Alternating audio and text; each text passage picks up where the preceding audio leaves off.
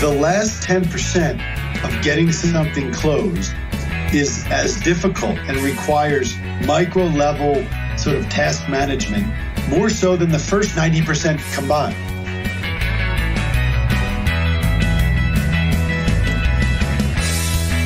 From Buminant Media, it's the MJBulls podcast, a show about raising cannabis capital. I'm Dan Humiston, and on today's show, Hoban Law, one of the largest cannabis-only law firms in the country's founder, Bob Hoban, talks about the legal side of raising cannabis capital.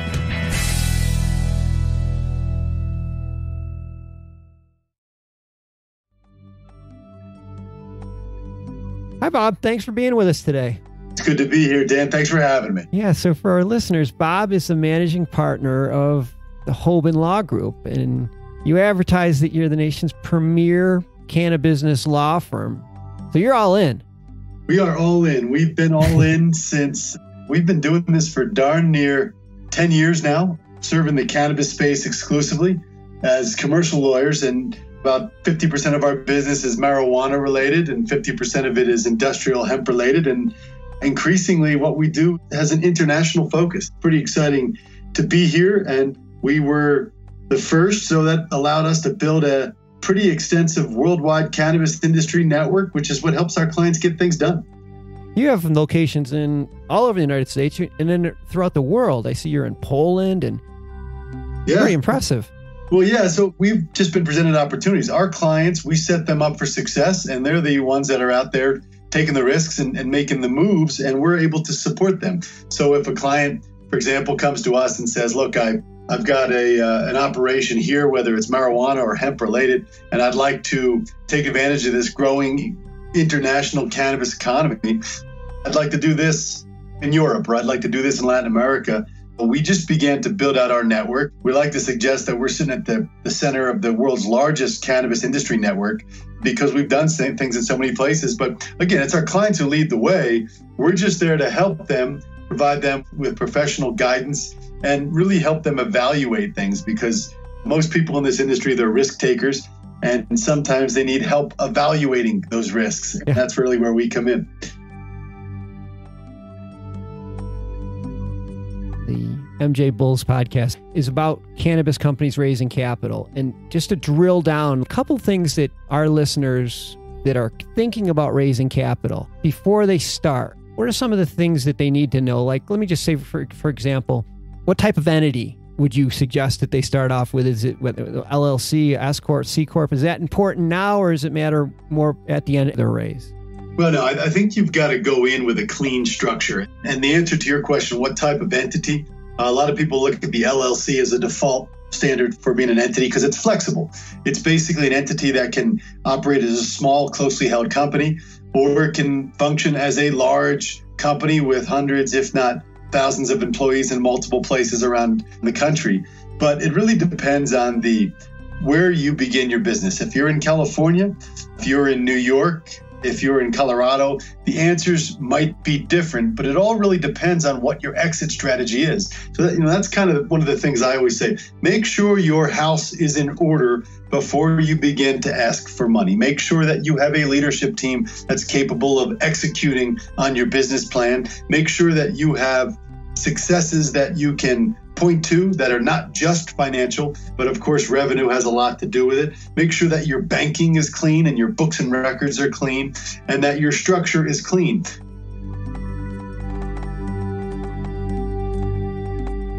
What are some of the things that they need to be concerned about during the raise? Well, during the raise, first of all, you don't want to talk publicly about things that you're doing privately. If you're a publicly traded company, then you have different standards. But most of the companies in this space are not publicly traded companies. So it's not wise to run around at the local social event or in certain circles and say, I've got a deal done with so-and-so, or so-and-so approached me about investing.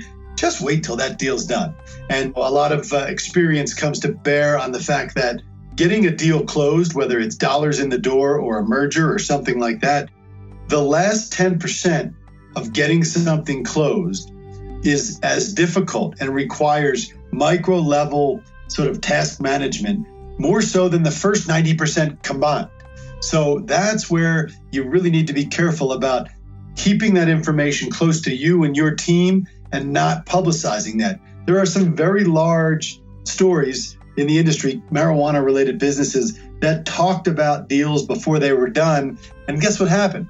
None of those deals came to fruition, and it left egg on the face of some, pretty significant companies in this space. So keep it close to your vest. Make sure that everything you said is actually being executed on.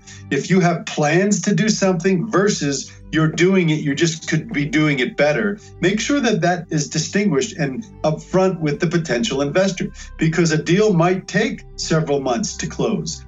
It might take several months to get that funding in the door. And if you're not doing what you said you were doing, then that could give the potential investor or investment group pause, because you didn't follow through or you weren't actually doing what you said you were doing. Integrity matters a lot in this context. And then I think that the last thing that matters when you're in the context of raising capital, it comes down to being quick and responsive to the questions that are being asked of you about your business, the due diligence from the investor.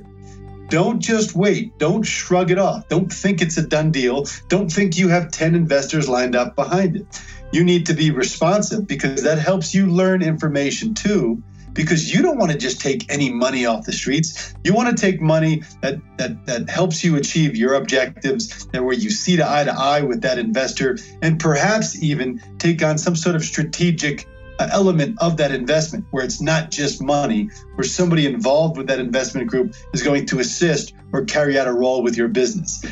Being responsive, having open dialogue, it helps those things occur more easily.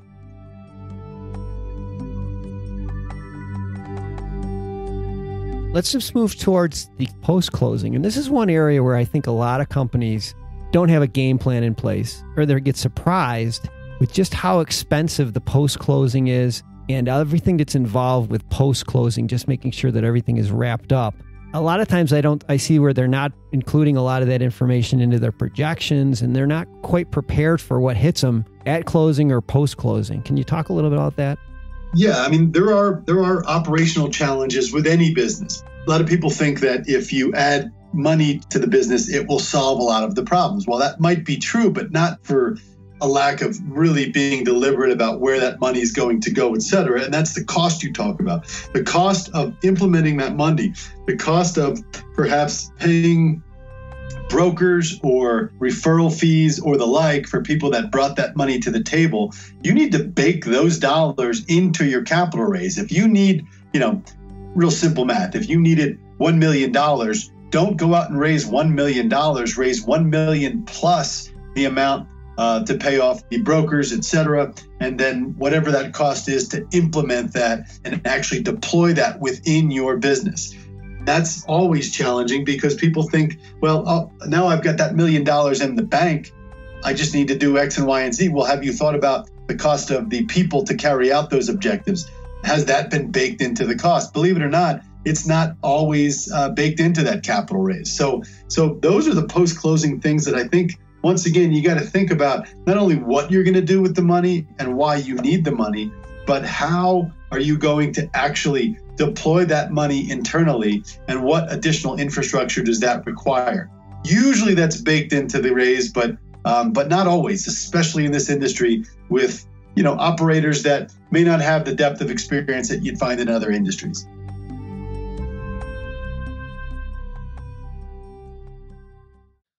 Well, Bob Hoban from the Hoban Law Group, and all of Bob's information is on the MJBulls website at MJBulls.com. Bob, I know our listeners really are going to appreciate this advice that you've given us today, and I appreciate you being with us. Thank you very much. Well, it's my pleasure, Dan. Anytime, and best of luck with this, and I look forward to hearing some more of these podcasts online as well. Sounds good. Thanks, Bob. Thank you. Thanks for listening to the MJBulls podcast. To learn more about today's guest, or to apply to be a guest, visit our website at MJBulls.com.